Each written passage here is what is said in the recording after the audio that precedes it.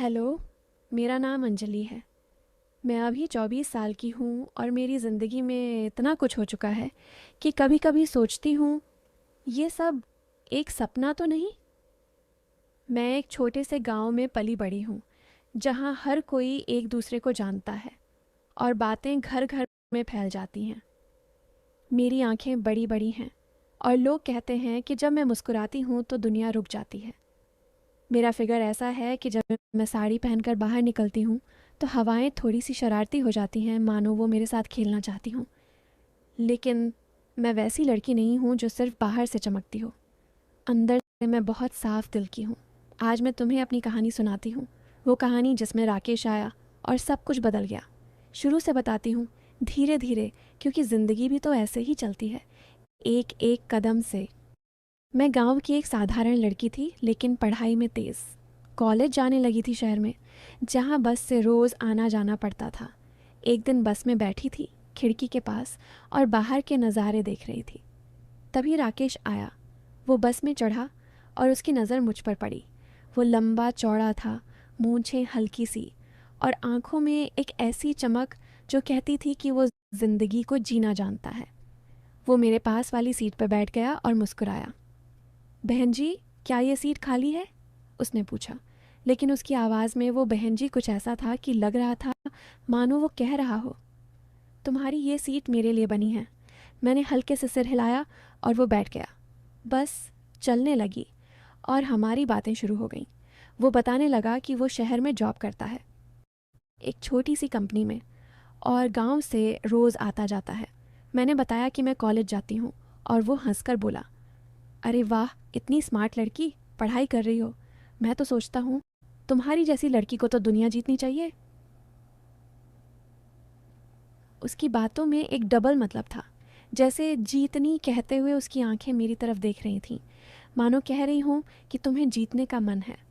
लेकिन अब मैंने अनदेखा किया और बातें जारी रहीं। उस दिन से बस में रोज़ मिलना शुरू हो गया। वो हमेशा मेरे पास आकर बैठता और छोटी छोटी बातें करता, कभी मौसम की बात, कभी गांव की। एक दिन बोला, ती अंजलि, तुम्हारी मुस्कान तो ऐसी है कि दिल को छू जाती है।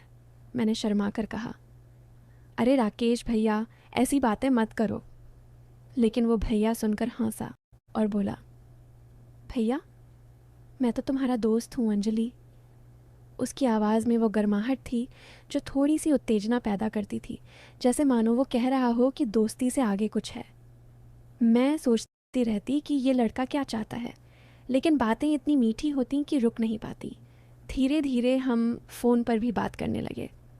वो रात को मैसेज करता, सो गई क्या, या मेरे बारे में सोच रही हो? मैं जवाब देती, सो रही हूँ, गुड नाइट। लेकिन वो फिर लिखता, सपनों में मिलते हैं।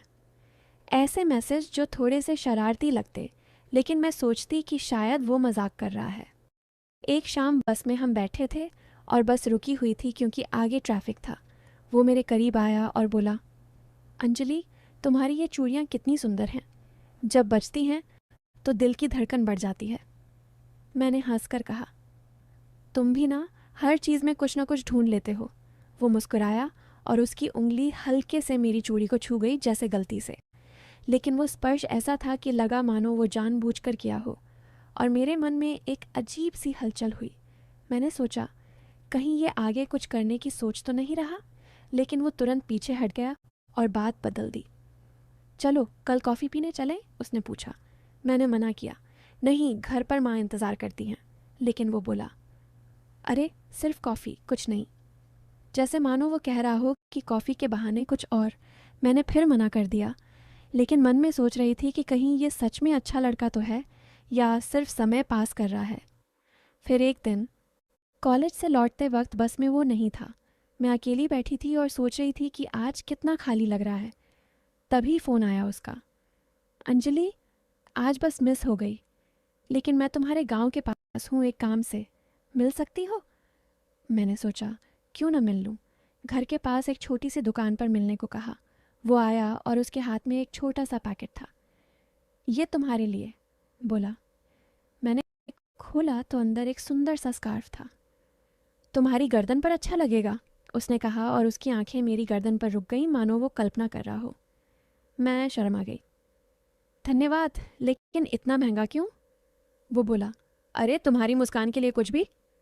हम वहाँ खड़े बातें करने लगे। दुकान वाला चाय दे गया और हम पीते हुए गांव की बातें करने लगे। वो बताने लगा अपनी ज़िंदगी के बारे में कि कैसे उसके पापा किसान हैं और वो शहर में मेहनत करता है। लेकिन बीच बीच में उसकी बातें थोड़ी सी फिसल जाती, जैसे तुम्हारी ये आंखें कितनी गहरी हैं, इनमें डूब जाने का मन करता है।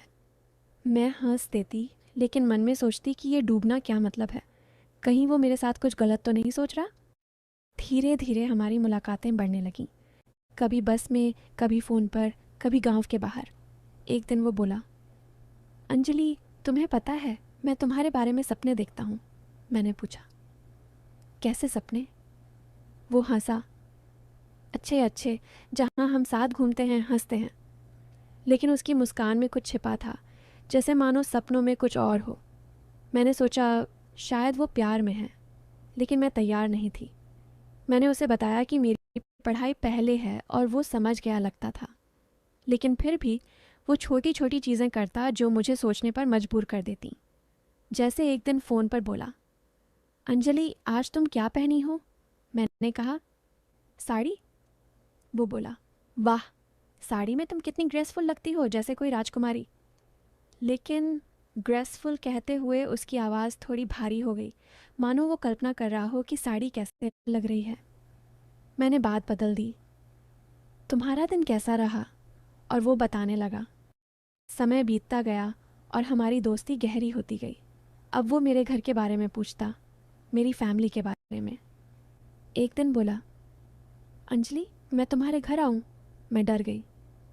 नहीं, माँ पापा क्या कहेंगे? वो बोला, अरे दोस्त के तौर पर। लेकिन मैं जानती थी कि गांव में बातें फैल जाती हैं। फिर भी एक दिन शाम को वो गांव आया, लेकिन घर नहीं, बल्कि खेतों के पास मिला। हम वहाँ बैठे और सूरज डूबते देखा। वो बोला, ये शाम कितनी रोमांटिक है ना? मैंने कहा, हाँ शांत है। लेकिन वो करीब आया, मैं पीछे हटी। राकेश ऐसी बातें मत करो। वो हंसकर बोला, मजाक कर रहा हूँ अंजलि, तुम डर क्यों जाती हो? लेकिन उसकी आंखों में वो चमक थी जो कह रही थी कि मजाक नहीं है। मैं सोचती रही कि कहीं ये आगे बढ़ तो नहीं जाएगा, लेकिन वो रुक जाता था हमेशा। फिर एक मोड़ आया। मेरी कॉलेज में एक प्रोजेक्ट था और मुझे हेल्प चाहिए थी। मैंने राकेश को बताया और वो बोला, मैं मदद करूँगा, कल शहर में मिलते हैं, लाइब्रेरी में। मैं गई। लाइब्रेरी में हम बैठे, किताबें खोलकर। वो मुझे समझा रहा था, लेकिन बीच में उसका हाथ मेरे हाथ पर रख दिया। देखो ये ऐसे होता है। स्पर्श गर्म था और मैंने हाथ हटा लिया। वो मुस्कुराया, सॉरी, गलती से। लेकिन लगा नहीं कि गलती थी। हम प्रोजेक्ट पर काम करते रहे और वो बताता रहा। शाम हो गई और बाहर निकले। वो बोला, चलो कुछ खाते हैं। मैंने मना किया, लेकिन वो ज़िद कर रहा था। आखिर एक छोटी सी दुकान पर चाय पी, वहाँ बैठे और वो बोला, अंजलि तुम मेरी ज़िंदगी में आई हो तो सब अच्छा लगता है। मैंने कहा, तुम भी अच्छे दोस्त हो। लेकिन वो बोला, दोस्त से ज़्यादा? मैं चुप हो गई, लेकिन तरीका थोड़ा अजीब था, जैसे वो टेस्ट कर रहा हो। समय के साथ हमारी बातें और गहरी होने लगीं। वो मेरे सपनों के बारे में पूछता, मेरी पसंद के बारे में। एक दिन फ़ोन पर बोला, अंजलि अगर मैं कहूँ कि मैं तुम्हें पसंद करता हूँ तो? मैंने कहा, राकेश मैं तैयार नहीं हूँ। वो बोला, कोई बात नहीं, इंतज़ार करूँगा। लेकिन उसकी बातों में वो इंतज़ार ऐसा लगता जैसे वो कुछ पाने की जल्दी में हो। फिर भी वो कभी ज़ोर नहीं डालता। एक दिन गांव में एक छोटा सा फंक्शन था और मैं वहाँ गई थी। वो भी आया। हम अलग अलग खड़े थे, लेकिन उसकी नज़रें मुझ पर थीं। बाद में मिले और वो बोला, तुम आज कितनी खूबसूरत लग रही हो, जैसे कोई परी। मैंने धन्यवाद कहा, लेकिन वो आगे बोला, परियों को छूने का मन करता है। मैंने गुस्से से कहा, राकेश सीमा में रहो। वो हंसकर बोला, अरे मजाक। लेकिन मैं समझ गई कि उसकी मंशा क्या है। फिर भी मैं रुक नहीं पाई, क्योंकि वो अच्छी बातें भी करता था, जैसे मेरी पढ़ाई की तारीफ, मेरे परिवार की इज्जत। धीरे धीरे महीने बीतने लगे। अब हम रोज़ बात करते और वो मुझे छोटे छोटे गिफ्ट्स देता। एक दिन एक किताब दी, ये पढ़ो, तुम्हें पसंद आएगी। किताब रोमांटिक थी, लेकिन मैंने पढ़ी। उसमें कहानियाँ थीं जहाँ हीरो हीरोइन करीब आते हैं, लेकिन मैं सोचती कि क्या राकेश ऐसा ही चाहता है। एक शाम फ़ोन पर वो बोला, अंजलि, कल मेरे साथ एक जगह चलोगी? एक सुंदर पार्क है। मैंने सोचा पार्क में क्या होगा, लेकिन गई, क्योंकि वो कहता था कि सिर्फ बातें करेंगे। पार्क में हम बैठे और वो बोला, तुम्हारी ये उंगलियां कितनी नाजुक हैं। उसने हाथ पकड़ने की कोशिश की, लेकिन मैंने छुड़ा लिया। राकेश, बस बातें। वो बोला, हाँ बस बातें, लेकिन तुम्हारा हाथ पकड़कर बात करने में मज़ा आता है। मैंने मना किया और हम बातें करते रहे। वो अपनी ज़िंदगी की मुश्किलें बताता, कैसे वो अकेला महसूस करता है। मैं उसकी सुनती और सलाह देती, लेकिन हर बार उसकी बातों में मतलब छिपा होता, जैसे अकेलापन दूर करने का मन करता है तुम्हारे साथ। मैं सोचती कि कहीं वो आगे बढ़ तो नहीं जाएगा। फिर एक बड़ा मोड़ आया। मेरी कॉलेज ख़त्म होने वाली थी और जॉब की तलाश थी। राकेश बोला, मैं मदद करूँगा, मेरी कंपनी में वैकेंसी है। मैं खुश हुई। वो मुझे रिज्यूमे तैयार करने में हेल्प करता और इंटरव्यू की तैयारी। लेकिन तैयारी के दौरान वो करीब आता, देखो ये ऐसे बोलना, और उसका कंधा मेरे कंधे से छू जाता। मैं पीछे हटती, लेकिन वो कहता, आराम से। मैं सोचती कि क्या ये सब जानबूझकर है। फिर इंटरव्यू हुआ और मुझे जॉब मिल गई, लेकिन उसकी कंपनी में नहीं, किसी और में। वो खुश हुआ, अरे वाह, तुम डिज़र्व करती हो। लेकिन उसकी खुशी में कुछ कमी लग रही थी, जैसे मानो वो चाहता था कि मैं उसके साथ काम करूं। अब मैं शहर में जॉब करने लगी और बस में मिलना कम हो गया, लेकिन फ़ोन पर बातें जारी रहीं।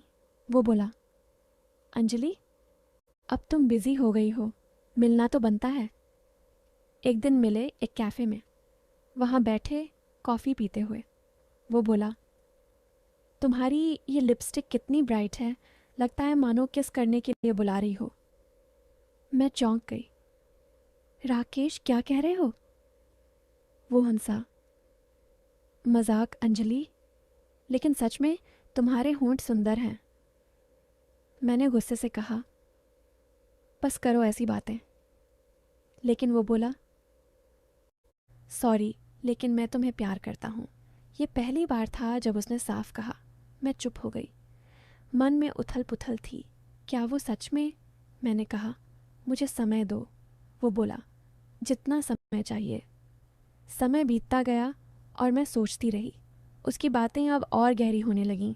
वो मेरे फ्यूचर के बारे में बात करता, शादी के बारे में, लेकिन बीच में हमेशा वो शरारती कमेंट्स, जैसे शादी के बाद मैं तुम्हें कभी अकेला नहीं छोड़ूंगा, और उसकी आवाज़ में वो मतलब कि रातों में अकेला नहीं।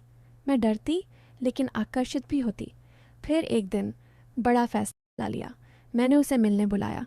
कैफ़े में बैठे और मैं बोली, राकेश, मैं तुम्हें पसंद करती हूँ, लेकिन शादी से पहले कुछ नहीं। वो बोला, हाँ मैं समझता हूँ, लेकिन उसकी आंखें कह रही थीं कि इंतज़ार मुश्किल है। हम अब रिलेशनशिप में थे, लेकिन मैं साफ थी कि लिमिट्स हैं। धीरे धीरे हमारी ज़िंदगी साथ चलने लगी। वो मुझे घर छोड़ता कभी कभी। एक दिन कार में बैठे और वो बोला, तुम्हारी ये सीट बेल्ट कितनी टाइट है, लगता है मानो तुम्हें जकड़ रही हो। मैंने कहा, तुम भी ना। लेकिन वो हंसा। घर पहुंचकर वो बोला, गुड नाइट। मैंने मना किया, नहीं। वो चला गया, लेकिन मैसेज किया, सपनों में मिलते हैं। मैं सोचती कि क्या ये सब ठीक है। फिर महीनों बाद एक सरप्राइज़र। वो बोला, अंजलि, मैंने कुछ प्लान किया है। वो मुझे एक छोटे से टूर पर ले गया, लेकिन फैमिली के साथ नहीं, अकेले नहीं, बल्कि उसके दोस्तों के साथ, लेकिन साफ सुथरा। वहाँ हमने बातें की और वो पहली बार सच्चा लगा। शाम को बोला, अंजलि, मैं बदल गया हूँ। तुमने मुझे सिखाया कि प्यार क्या है। मैं खुश हुई, लेकिन मन में शक था। अब कहानी का ट्विस्ट। एक दिन मैंने उसका फ़ोन देखा, गलती से। अंदर मैसेज थे किसी और लड़की से, लेकिन पढ़ा तो पता चला वो अपनी बहन से बात कर रहा था जो विदेश में थी। लेकिन वो मैसेज ऐसे थे कि पहले लगे कुछ गलत। फिर साफ हुआ कि वो मुझे सरप्राइज़ देने की प्लानिंग कर रहा था। सरप्राइज़ था शादी का प्रपोज़ल, लेकिन अनोखे तरीके से। वो मुझे एक थिएटर में ले गया जहाँ जहाँ प्ले चल रहा था। प्ले में एक्टर्स हमारी कहानी सुना रहे थे, लेकिन क्लीन वर्जन। अंत में वो स्टेज पर आया और घुटनों पर बैठकर बोला, अंजलि, शादी करोगी? मैं हाँ कह दी। लेकिन असली ट्विस्ट ये था कि राकेश